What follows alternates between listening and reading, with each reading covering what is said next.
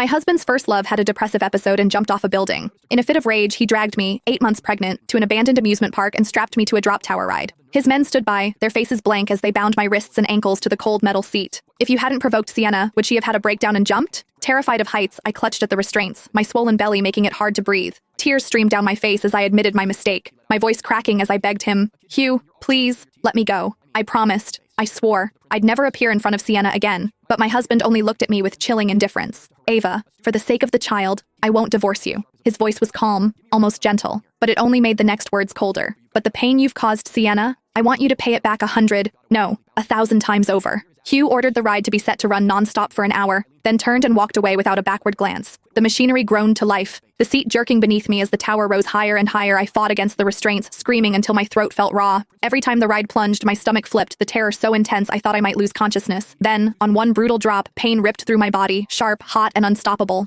A rush of fluid gushed between my legs, soaking my dress and the seat beneath me. The next day, Hugh finally remembered that I was still there. "Ava, Sienna is fine now," he said, his voice devoid of concern. "As long as you apologize to her, I'll let you down." What he didn't know, what none of them knew, was that the platform had already been drenched in blood for hours. My baby had been torn from my body somewhere between the sky and the earth, reduced to nothing but mangled flesh and silence. Dr. Jason called this morning. That woman is avoiding her prenatal checkups. What trick is she playing to get my attention this time? Hugh frowned, a trace of disgust flashing through his dark eyes. Beside him, Mason, the family butler, turned pale, his voice trembling as he spoke. "Sir, Madam still hasn't been taken down, and she's terribly afraid of heights. She won't even step onto the second-floor balcony. Now that she's in her late pregnancy, could something have happened?" Hugh's expression froze for a split second, before he frowned again, doubt flickering across his face. "Really? Ava's afraid of heights?" Before Mason could finish confirming, Hugh waved a dismissive hand. "It's just a drop tower. It's not like she's actually jumping off a building. Let her be scared. It might teach her a lesson so she won't bully Sienna again." Mason lowered his head and dared not say another word. However, Hugh's assistant couldn't hold back any longer. "Sir," at first Madam was screaming, but later she went completely silent. "And she's carrying your child, your own flesh and blood. Shouldn't you at least check on her?"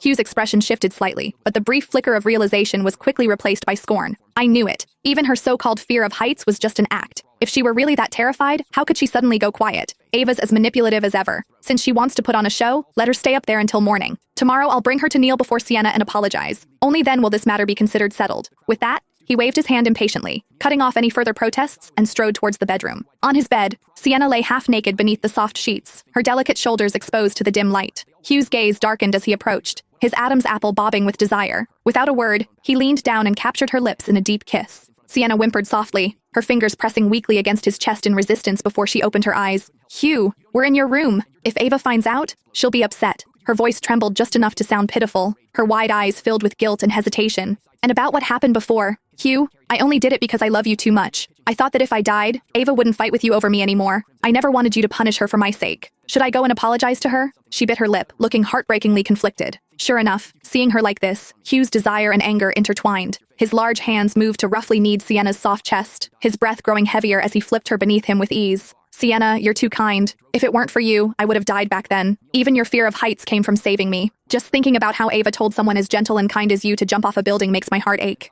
His grip tightened possessively, his voice dropping to a cold whisper. "If she ever does it again, even if she's carrying my child, I'll make her pay with her life." Hugh tenderly kissed the faint scratches marring Sienna's delicate skin, marks left from her fall. His gaze, usually cold and unreadable, softened with pain as if the mere sight of her injuries broke him. On our bed, the two of them indulged in passion, their bodies entwined beneath the sheets above them. The wedding portrait swayed slightly with the motion. My eyes were fixed on the photo, on the woman I used to be, the one who once gazed at Hugh with all the love in the world. In return, his face, even in that captured moment, was indifferent. That was when I realized, even a soul could shed tears. At least Hugh could rest easy now. There was no chance of me ever coming between them again, because I was already dead. When Hugh first came for me, I was so terrified I tried to run. My swollen 8 months pregnant belly made it nearly impossible, but I still stumbled forward, desperate. He stood there watching, his arms folded, as I ran aimlessly like a cornered animal. In the end, it was useless. His bodyguards easily caught me and dragged me back. Losing patience, Hugh forced me onto the cold seat of the drop tower ride. His hands pinned me down until the thick straps and ropes bound my limbs in place. I screamed and pleaded, my voice cracking as the ride began to lift me higher and higher into the sky. I was still screaming when I felt a hot gush of liquid flow down my legs. My water had broken. I sobbed,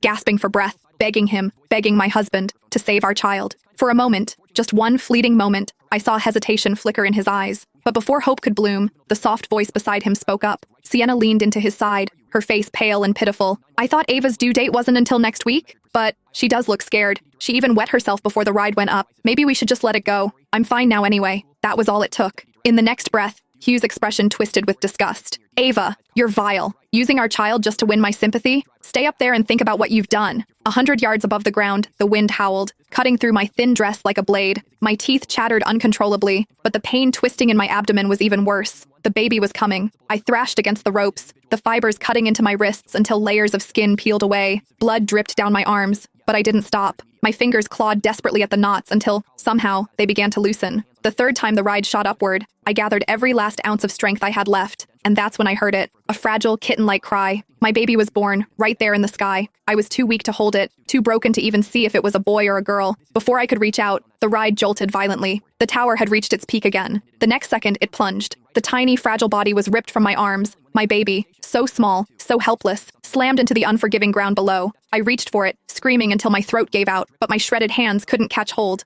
All I could do was watch as that perfect little life was reduced to nothing but blood and flesh on the cold concrete. My own blood followed, painting the air crimson, a midsummer snowfall of death. In that final, agonized scream, my breath gave out. And where was Hugh? He was nowhere near me. Instead, he'd gathered the city's best doctors. Not for me, not for our child, but for Sienna. All because he didn't want a shallow scratch on her arm to leave a scar. He brought her fresh roses, carefully selected from a florist who imported them from halfway across the world. He even secured a one-of-a-kind designer necklace, placing it gently in her hands to comfort her fragile nerves. When someone tried to report what had happened to me, Hugh cut them off without hesitation. Even if she's dead, she brought it upon herself, he said, without a trace of emotion. In 2 days, it'll be her due date. I'll bring Ava over to apologize to you, Hugh said, his fingers lazily stroking Sienna's hair as she curled up in his lap. Sienna traced light circles on his chest with her delicate fingers, her head resting softly against him. Maybe we should just forget it, she whispered, her voice soft and filled with guilt. I believe Ava didn't mean to do it. In the end, it's my fault. I shouldn't have come back. But I just wanted to be by your side. I never wanted to cause trouble between you two. Hugh caught her wandering hand, his voice unbearably tender. Sienna, you've saved my life. Just for that, I'll protect you until the day I die.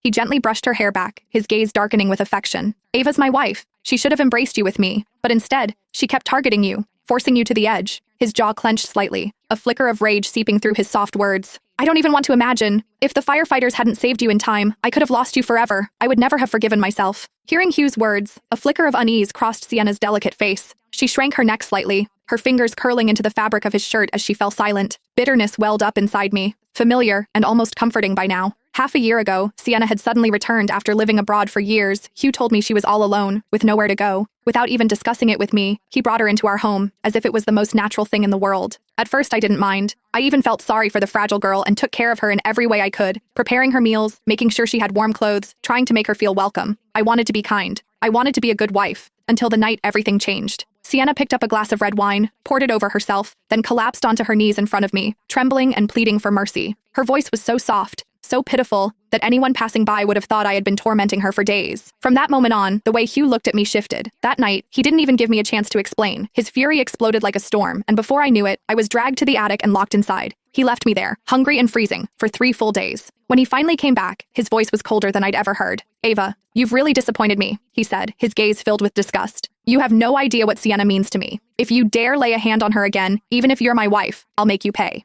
After that, incidents like that kept happening. Small, carefully staged moments where Sienna was the victim and I was the cruel villain. Each one chipped away at Hugh's patience, until his eyes held nothing but icy contempt whenever he looked at me. I had planned to endure it, at least until the baby was born. Once our child arrived safely, I was going to ask for a divorce and leave quietly. But before I could, Sienna jumped off a building. The reason for her suicide attempt? Hateful messages and vicious voice recordings, supposedly from me. The words were brutal, cruel enough to drive anyone to the edge, but they weren't mine. Yet no matter how I pleaded, Hugh didn't believe me. All he could see was Sienna's pale, trembling form lying in a hospital bed, her tears falling one after another. His heart ached so much for her, his eyes turned red with rage. Even with our baby almost ready to be born, his only concern was avenging his beloved. Sir, madam, she seems... You should go see for yourself. Hugh's fingers froze around the pen in his hand. His brow furrowed, his expression a mix of irritation and indifference. She's still throwing a tantrum after all this time? The assistant hesitated, his hands nervously clasped together. After several seconds of hesitation, he finally said, No, sir, it's not that. It's just, Madam seems to have stopped breathing. Hugh's large hands, the ones that had been tenderly holding Sienna just moments ago, stiffened.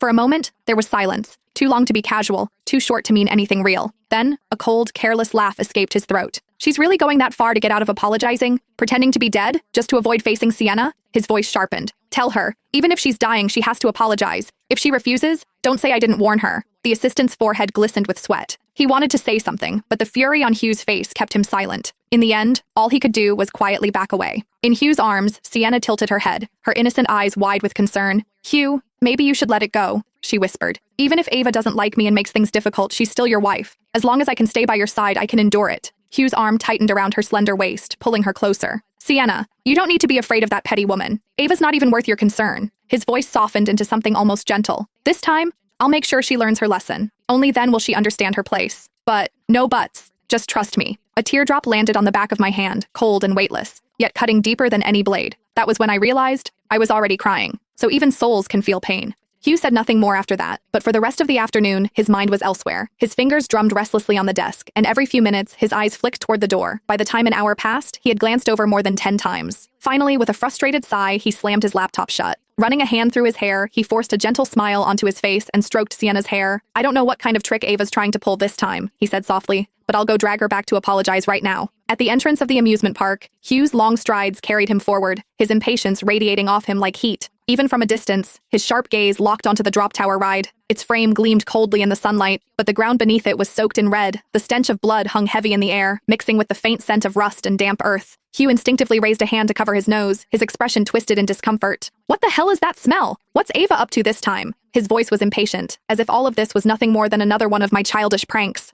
His assistant stood to the side, forehead beaded with sweat. His hands clenched nervously, but his voice remained low. Sir, perhaps you should see for yourself. With a stiff motion, the assistant stepped aside, revealing the two shapes lying side by side on the blood-stained ground. Both were covered with white cloth, one larger, one heartbreakingly small. Hugh's large hands hovered uncertainly between the two. His fingers curled and uncurled, a flicker of hesitation crossing his face. His brows furrowed, confusion flickering in his usually cold eyes. I clutched my chest, though there was no heartbeat there anymore, only the hollow ache of something long gone. I knew what was about to happen, and the knowledge was suffocating. Still, I couldn't look away. After what felt like an eternity, Hugh finally reached out toward the smaller bundle. His fingers trembled slightly as he pinched the edge of the cloth, slowly lifting it. A sharp, high-pitched scream cut through the air before he could see anything. Hugh, what are you doing? You're not actually going to touch that, are you? That's a stray cat's corpse. Sienna's shrill voice rang out as she stumbled toward him, her body trembling as she threw herself into his arms. Her face pressed into his chest, her small hands clutching at his shirt. Hugh's body stiffened under her touch, but her words seemed to flip a switch in his mind. His expression darkened, disgust flashing across his face. Without another thought, his leg shot out, kicking the small bundle aside. The tiny body rolled limply across the pavement, the once pure white cloth unraveling just slightly, exposing a flash of soft, fragile skin. Get some dogs in here, Hugh barked, his voice cold and sharp. Let them deal with it. The order was carried out instantly. Stray dogs, drawn in by the scent of blood and flesh, swarmed the area within seconds. Their teeth tore into the small corpse without hesitation, their low growls blending with the wet, sickening sounds of ripping flesh. I screamed, the sound tearing out of me like a wounded animal. I lunged forward, trying to claw at Hugh, trying to push the dogs away, trying to hold what was left of my baby, but my hands passed straight through everything.